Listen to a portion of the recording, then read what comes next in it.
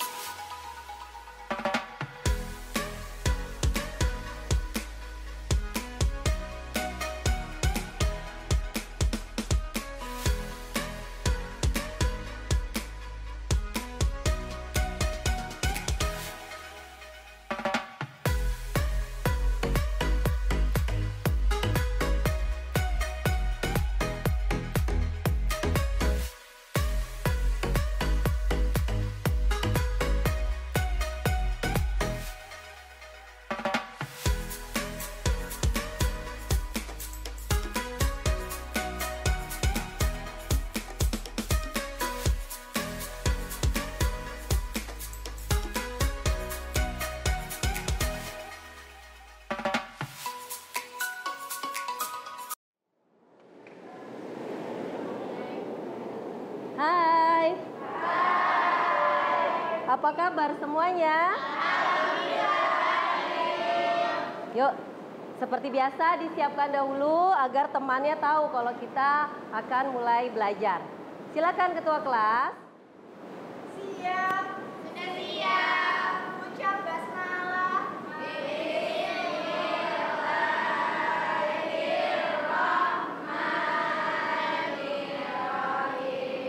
Memberi salam.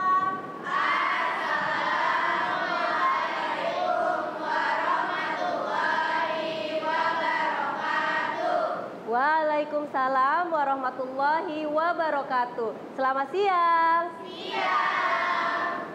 Bagaimana kabar kalian hari ini? Alhamdulillah baik. Sebelum dimulai kita absen dulu. Bu Biana lihat ada beberapa kursi yang kosong. Mana sekretaris? Zahra? Apakah ada teman yang tidak masuk? Ada Bu. Siapa aja Zahra? Nuha. Kenapa? Sakit. Lalu? Zahra Azwa. Terus Amanda Vivi. Zahra Azwa? Iya, iya. Kemudian? Amanda Vivi. Ya? Terus Adelia. Adelia? Baik, terima kasih Zahra.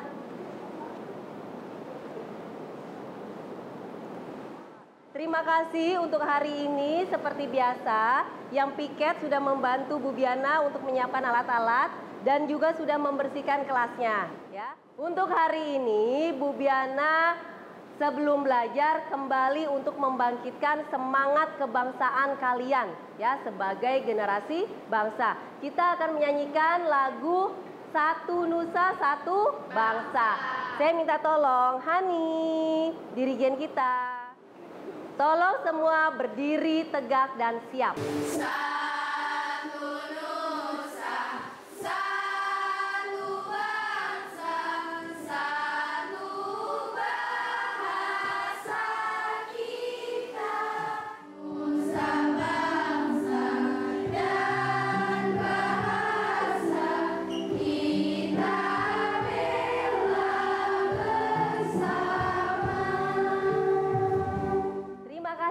Silakan duduk kembali. Baik, untuk hari ini Bu Biana akan masuk ke materi baru, yaitu tentang sistem dinamika demokrasi Pancasila menurut Undang-Undang Dasar Negara Republik Indonesia. Tujuan pembelajaran hari ini adalah kalian memahami makna dan hakikat demokrasi. Ya, kemudian kalian juga dapat menerapkan demokrasi dalam kehidupan sehari-hari. Ya, sebelum masuk ke situ, Bu Biana mau tanya dulu nih. Kalau tadi Bu Biana menyebutkan demokrasi, kata-kata demokrasi, ada yang tahu nggak? Apa sih demokrasi itu? Saya tahu, Pak. Demokrasi adalah kebebasan. Kemudian kalian juga dapat menerapkan demokrasi dalam kehidupan sehari-hari. Contohnya adalah di dalam kelas ya. Sebelum kita mulai masuk materi pembelajaran tentang pengertian demokrasi serta klasifikasi demokrasi, kita tonton dulu untuk apa sih kita belajar demokrasi? Nah, kita perhatikan video motivasi berikut ini. Yuk.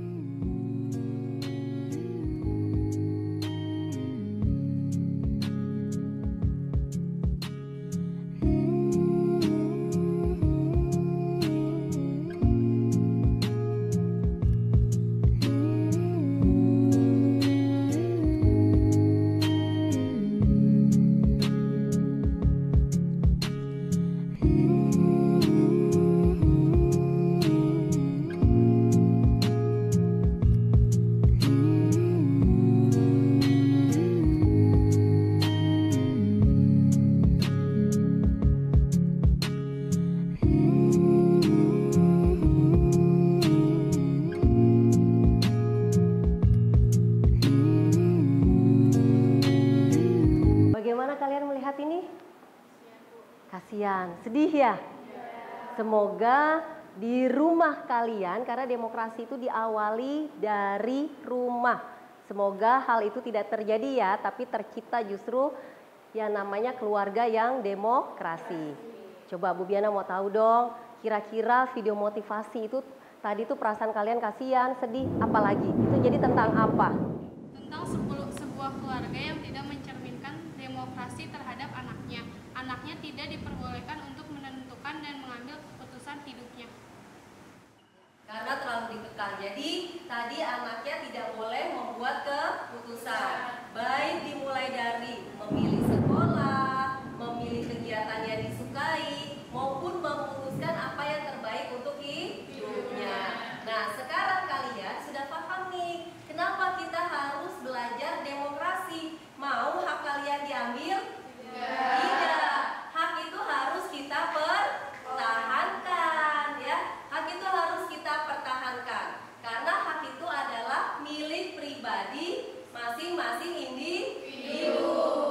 Ya. Itulah kenapa kita belajar demokrasi. Jadi nanti Bu Biana akan memberikan sebuah permasalahan ya, sebuah LKPD. Nah, ini dia. Nanti akan Bu Biana kasih LKPD, yaitu lembar kerja seperti biasa. Di sini ada permasalahannya. Nah, permasalahan itu tentang klasifikasi demokrasi. Kalian harus mencarinya. Nah, klasifikasi demokrasi. Setelah itu, kalau sudah dicari, nah kalian harus presentasi. hasil yang sudah kalian dapatkan. Nanti kalian pilih nih dari kertas yang udah Bu Biana siapkan nih, ada kadonya ya, dibuka. Kira-kira kalian mendapat apa? Oke? Oke, yuk. Ya, tadi kalian sudah menyebutkan arti-arti demokrasi. Sekarang kita lihat demokrasi secara etimologis atau bahasa adalah dibagi menjadi dua, yaitu kata demos dan kata kratos atau kratein. Demos adalah artinya rakyat, dan kratos atau kratein artinya adalah pemerintahan.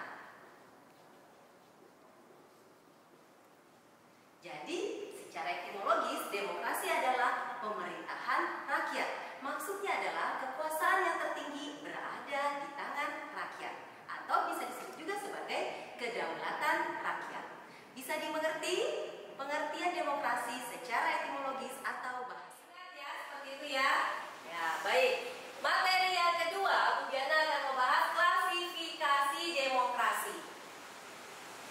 Klasifikasi demokrasi itu dibagi menjadi 3, ya.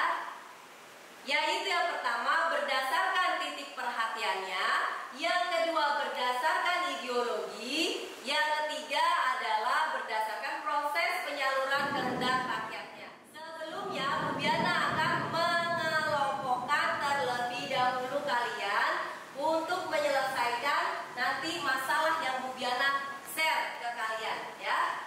Nah, bisa dilihat kelompoknya dari Pancasila sampai toleransi. Karena tadi ada 5 orang yang tidak masuk, tidak apa-apa, berarti nanti akan mengerucut ya. Masuk saja ke kelompok yang belum ada, nanti ditentukan. Oke, sudah dilihat?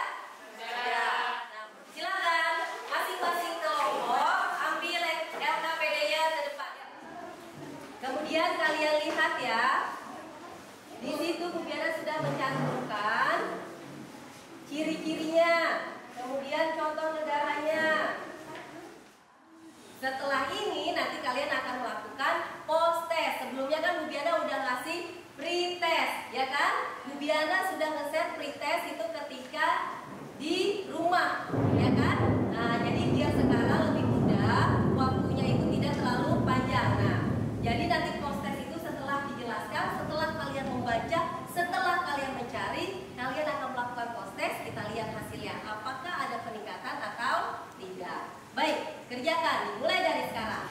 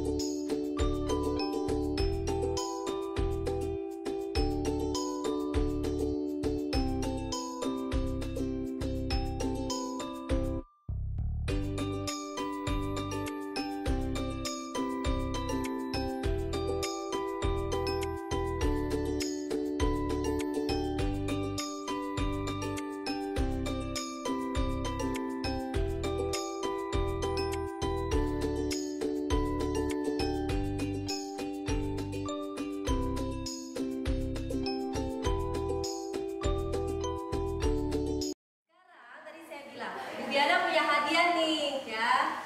Nah, untuk kalian maju, semua kan Bu Diana kasih permasalahan yang sama tentang klasifikasi.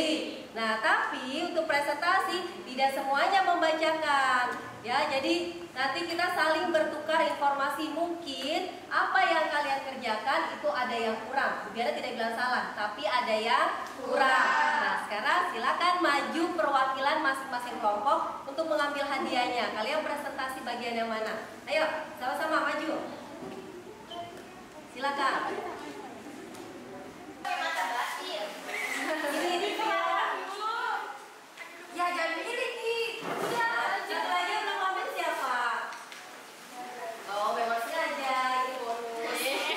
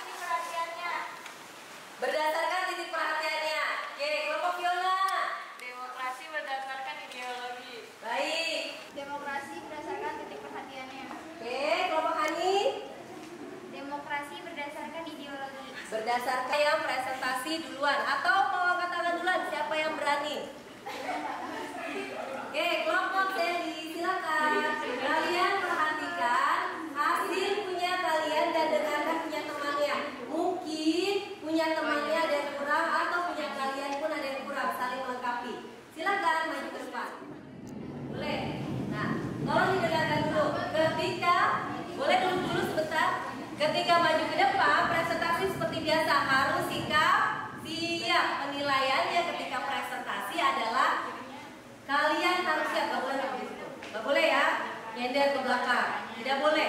Yang ujian nilai adalah pertama adalah sikap, suara harus keras, ya. Kalau tadi dari hasil jawaban tepat, kemudian apa? Tadi sama penilaiannya adalah toleransi. Kalau temannya bilang di kelompoknya sekali salah, boleh marah tidak? Tidak, tapi harus menanyakan apa yang kurang dari kelompok saya. Oke, seperti itu. Seperti biasa, salam dahulu. Setelah salam, perkenalkan nama-nama anggota kelompok. Kemudian kalian tidak boleh hanya satu orang yang memanipulasi. Di sini harus secara bergantian membaca hasil presentasi. Oke? Ya, silakan dimulai. Yang keras ya.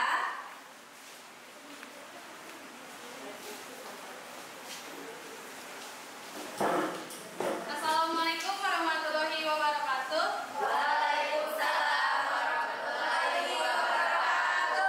Kami di sini akan mempresentasikan klasifikasi demokrasi berdasarkan ideologi. Yang pertama ada demokrasi konstitusional. Ciri-cirinya adalah adanya kebebasan individualis yang dibatasi oleh konstitusi.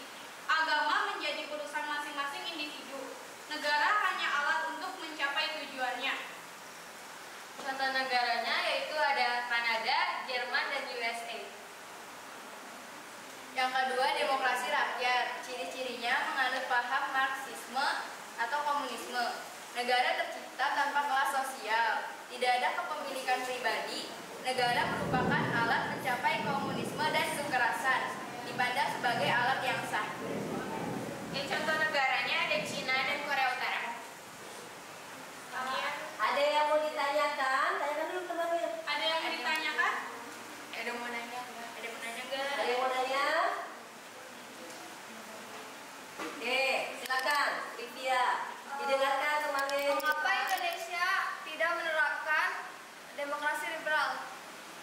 Karena demokrasi liberal itu nggak cocok diterapkan di Indonesia.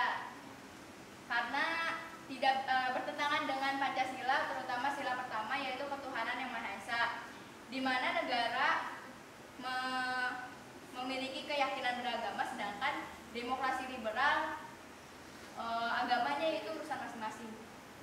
Ya, jelas gak? Jelas. Sip. Ada lagi yang mau ditanya? Tadi disebutkan negara USA, itu negara apa ya? Apa USA? Mungkin temennya ada yang nggak tahu? Benar, USA itu adalah Amerika Serikat, United States of America. Oke, kasih aplaus teman-temannya. Silakan. Sekian dari kelompok kami. Wassalamualaikum warahmatullahi wabarakatuh. Waalaikumsalam warahmatullahi wabarakatuh. Kelompok Nadia.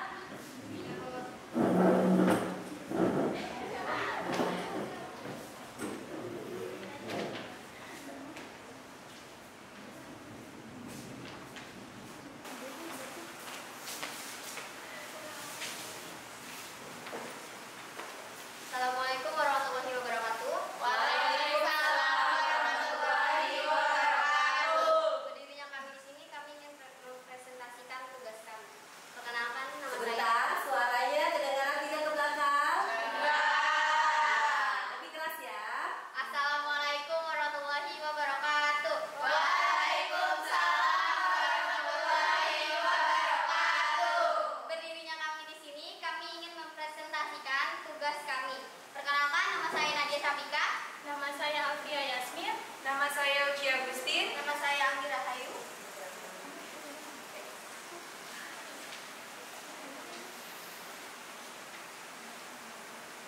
Proses penyaluran kehendak rakyat. A. Demokrasi secara langsung. Mengikutsertakan warga negara dalam menentukan kebijaksanaan umum atau undang-undang secara langsung. Contohnya Yunani masa dahulu. Yang ke B, demokrasi tidak langsung. Yang pertama dilakukan melalui sistem perwakilan. B. Biasanya diterapkan pada negara yang penduduknya banyak, wilayah luas, dan permasalahan kompleks. Silakan, ada yang mau ditanyakan? Tadi yang A apa? Berdasarkan proses penyaluran rakyat ada dua apa saja? Demokrasi secara langsung. Kita tidak boleh bengong. Ayam ada di rumah ya. Ada yang kucing. Nah, yang kedua demokrasi tidak langsung. Oke, silakan. Ada yang mau ditanya tidak? Kalau Indonesia kira-kira menggunakan demokrasi apa? Indonesia menggunakan demokrasi tidak langsung, Ibu. Demokrasi tidak Iya. langsung. Baik, nanti akan saya jelaskan ya. Silakan ditutup. Sekian dari kelompok kami. Assalamualaikum warahmatullahi wabarakatuh. Waalaikumsalam. Jika mempresentasikan hasilnya berdiri, sudah tidak goyang-goyang, tidak ada yang nempel-nempel lagi. Suara sudah mulai keras. Jadi kalian harus belajar untuk percaya diri. Silakan boleh menghadap ke depan. Bu Diana akan mengeluarkan materi tentang klasifikasi demokrasi. Klasifikasi tadi dibagi menjadi 3. Boleh diulang apa saja? Klasifikasi ada 3, yaitu titik perhatiannya, berdasarkan ideologi, dan proses penyaluran kehendak rakyat. Oke. Berarti ada 3. Yang pertama berdasarkan titik perhatiannya. Titik perhatiannya pertama adalah demokrasi demokrasi demokrasi gabungan. Demokrasi formal adalah demokrasi yang menitik beratkan kepada, coba dilihat hasil ya, kepada apa? Kalau formal pada bidang ekonomi, tapi bidang politiknya tidak dilupakan.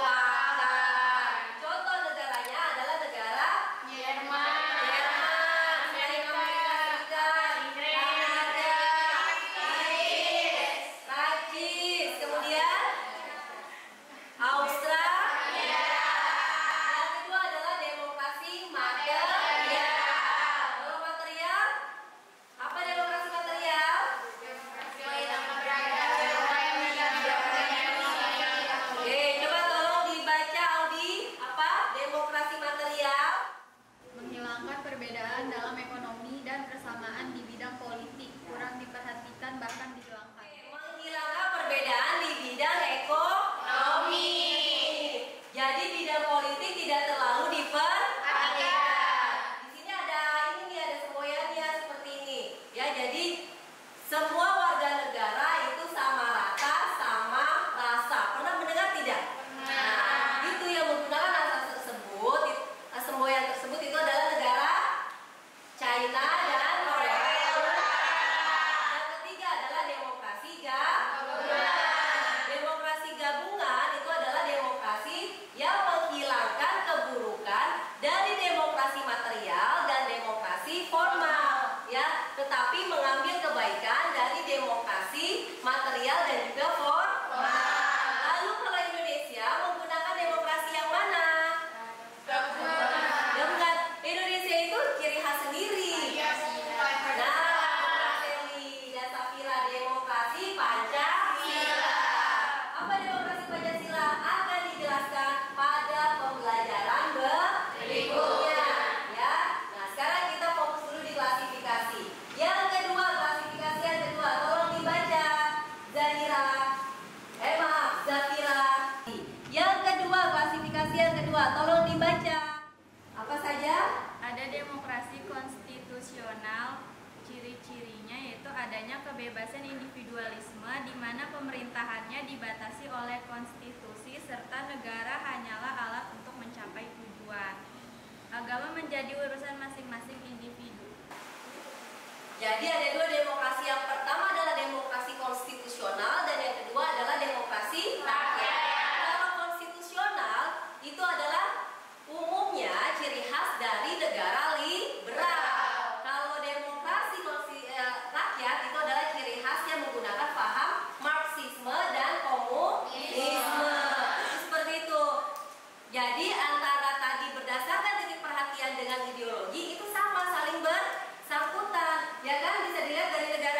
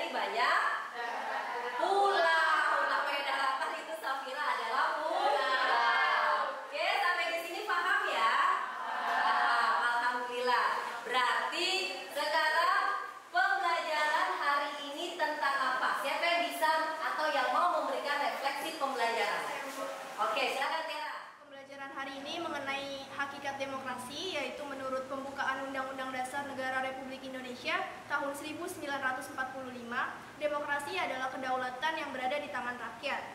Dan menurut Abraham Lincoln, demokrasi adalah dari, oleh, dan untuk rakyat. Demokrasi di Indonesia didasari oleh sila keempat Pancasila dan dijiwai oleh sila ke-1, 2, 3, dan 5. Kita juga udah belajar tentang 3 klasifikasi demokrasi, yaitu berdasarkan ideologi, kehendak rakyat, dan titik perhatiannya. Oke, catat.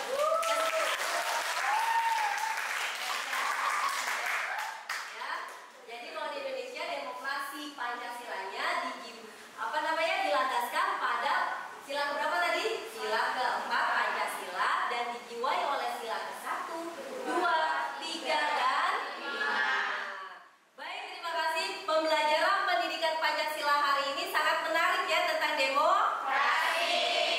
Kita berjumpa lagi di minggu depan masuk ke materi tentang prinsip-prinsip demokrasi dan demokrasi Pancasila. Mari kita ucapkan hamdalah. Jangan lupa link post-testnya akan Bu Biana kirim melalui grup WhatsApp Pendidikan Pancasila. Ya, assalamualaikum.